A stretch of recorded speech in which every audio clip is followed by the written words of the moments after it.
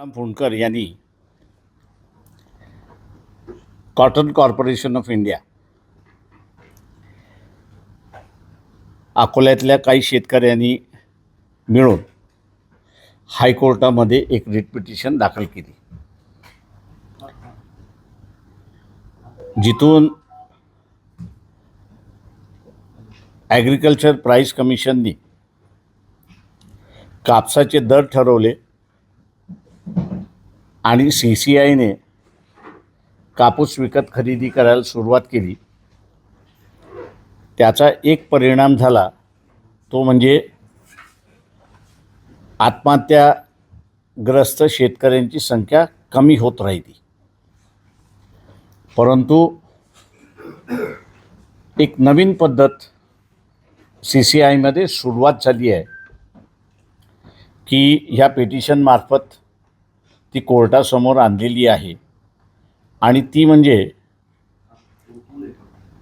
20% 25% CCIने जे बेल केलेले आहेत, कापसाचे बेल केलेले आहेत, त्याला पडेल भावाने विकायचं आणि पडेल भावाने विकून CCIला अडचणीत आणायचं अशी असणारी परिस्थिती आहे। CCI अडचणीत आली तर आज जे शेतकऱ्यांचं काही प्रमाणात शोषण थांबलेलं आहे, कापसाच्या शेतकऱ्याचं शोषण थांबलेलं आहे, ते पुन्हा सुरुवात होण्याची शक्यता आहे। कारण का शासन लॉस मेकिंग कॉर्पोरेशन जे आहे ते सस्टेन करू शकणार नाही आणि मग कधी विकत घेतलं कधी विकत घेतलं नाही अशी जर सिस्टम निर्माण झाली तर शेतकरी पुन्हा ट्रेडर जो आहे, मार्केट फोर्सेस जे आहे त्याला बळी पडेल अशा रीतीचं पिटिशन होतं कोर्टासमोर। कोर्टाने त्याच पिटिशन ऐकलं, CCIला आणि शासनाला नोटीस इश्यू करायला सांगितलं। 2 आठवड्यामध्ये शासनाला आणि CCIला रिप्लाय दाखल करायला सांगितलेला आहे आणि त्यांचा रिप्लाय आला की मग असं फायनल हिअरिंगला त्या ठिकाणी लावण्यात येईल असं कोर्टाने आज आदेश दिले। या पिटिशनमुळे शेतकरी हा वेगवेगळे पिकं घेतो अशी असणारी परिस्थिती आहे। या पिटिशनमुळे कापसाचा शेतकरी जो आहे तो कापसाचा शेतकरी जो ॲग्रिकल्चर प्राईस कमिशनने भाव दिलेला आहे ती तरी मिळण्याची त्याला शाश्वती आहे अशी परिस्थिती आहे। मी असं मानतो की इथला असणारा विदर्भामधला असणारा धानाचा शेतकरीसुद्धा आहे, त्याला कुठल्याही पद्धतीने सुरक्षितता नाही अशी असणारी परिस्थिती आहे।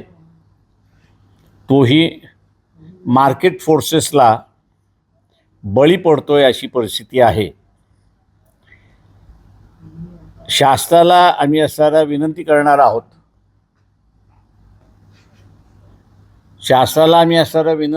आहोत, की सप्टेंबर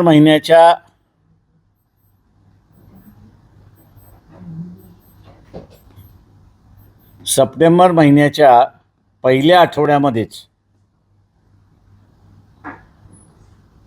त्यांनी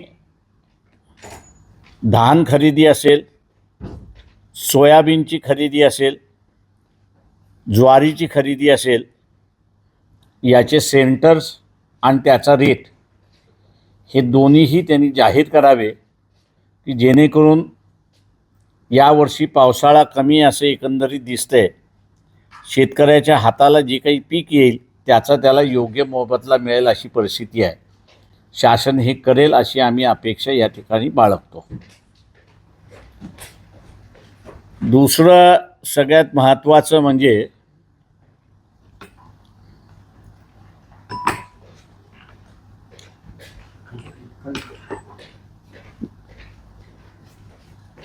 या देशामध्ये प्रत्येक माणूस म्हणजे राजकीय माणूस हा गुलाम झालेला मला कुठेतरी दिसतोय.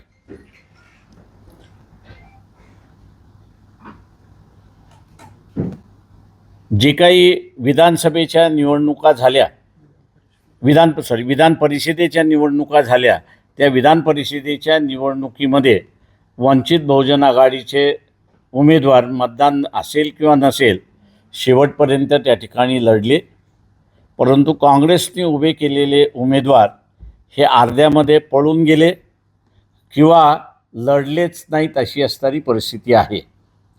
आणि म्हणून इथले राजकीय पक्ष एकंदरीत गुलाम होतात आहेत का अशी एक परिस्थिती त्या ठिकाणी उद्भवलेली आहे.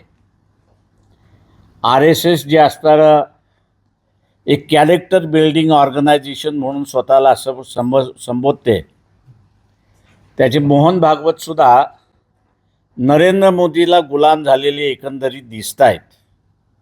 कारण का आंतरराष्ट्रीय आपण असं बघितलं तर पंतप्रधानाची असणारी चिथू व्हायला लागलेली आहे. आणि देशाला ज्याला आपल्याला म्हणता येईल की आर्थिक दृष्टीने गुलाम करण्याची असणारी प्रक्रिया सुरुवात झाली आहे. मधुकेश्वर असतील, सुब्रमण्यम स्वामी असतील किंवा वानखेडे असतील, या सगळ्यांनी पंतप्रधानाच्या चारित्र्यावरती शंका व्यक्त केलेली आहे. आणि ही शंका व्यक्त केल्यानंतर RSS जे स्वतःला असणारं एक कॅरेक्टर बिल्डिंग ऑर्गनायझेशन म्हणतं, त्यांनी कुठल्याही पद्धतीने पंतप्रधानांना विचारलेलं नाही. हे जे पब्लिकली आरोप होतात आहेत, त्या पब्लिकली आरोपामध्ये तथ्य आहे का याच्या संदर्भातला खुलासा मोहन भागवत यांनी पंतप्रधानांना विचारलेला नाही. ज्या अर्थी ही हिंमत मोहन भागवत दाखवत नाहीत, त्या अर्थी मी असं मानतो की नरेंद्र मोदीने मोहन भागवत यांना असणारं गुलाम केलेलं अशी परिस्थिती आहे. आणि पंतप्रधान नरेंद्र मोदी यांना अनेक देशातल्या राष्ट्राध्यक्षाने त्यांना जे पाहिजे ते करून घेतात आहेत अशी परिस्थिती आहे. त्याच्यामुळे पंतप्रधानाचं वागणं किंवा त्यांच्या असणाऱ्या ज्या काही वीकनेसेस आहेत, त्या वीकनेसेस एक्सप्लॉइट करण्याचं चाललेलं आहे. आणि ते एक्सप्लॉइट करून जे ॲग्रिकल्चर मार्केट संविधानाने ह्या देशाच्या शेतकऱ्यांसाठी आरक्षित ठेवलं होतं, ते आता अमेरिकेबरोबरच्या करारनाम्यामुळे जगाला खुलं होणार अशी असणारी परिस्थिती आहे. अशा अनेक उदाहरणं त्या ठिकाणी देता येतील की ज्याच्यामुळे देशाचं आर्थिक संकट हे वाढत चाललं आहे अशी परिस्थिती आहे. अशा ह्या परिस्थितीमध्ये सामान्य माणूस जो आहे, सामान्य माणसाने आपला आवाज उठवायला सुरुवात केली पाहिजे अशी अपेक्षा मी सामान्य व्यक्तीकडून करतोय. राजकीय व्यवस्था पॅरलाइज झालेली असेल तर लोकांनी पॅरलाइज होऊन चालत नाही. तर लोकांनी सर्व गोष्टी आपल्या ताब्यात घेऊन या व्यवस्थेला विचारायला सुरुवात केलं पाहिजे की तुम्हाला चारित्र्य आहे का हे सांगा. नसेल तर खुर्ची खाली करा ही सांगण्याची ताकद सामान्य माणसाची आहे आणि तो अधिकार त्या सामान्य माणसाने बजावला पाहिजे अशी अपेक्षा आम्ही त्या ठिकाणी धरतो आहोत. आमच्या परीने वंचित बहुजन आघाडीच्या वतीने लोकजागृती आणि त्याच्याचबरोबर कुठल्या कुठल्या व्यवस्थेमध्ये आपण असाला गुलाम होतोय हे मांडण्याचं कामकाज आम्ही त्या ठिकाणी करतोय. लोकांनी त्याला उठाव करावा अशी आमची अपेक्षा आहे. आपण आता विचार. Like, share, and subscribe. Test Tech News. Stay tuned for the latest updates.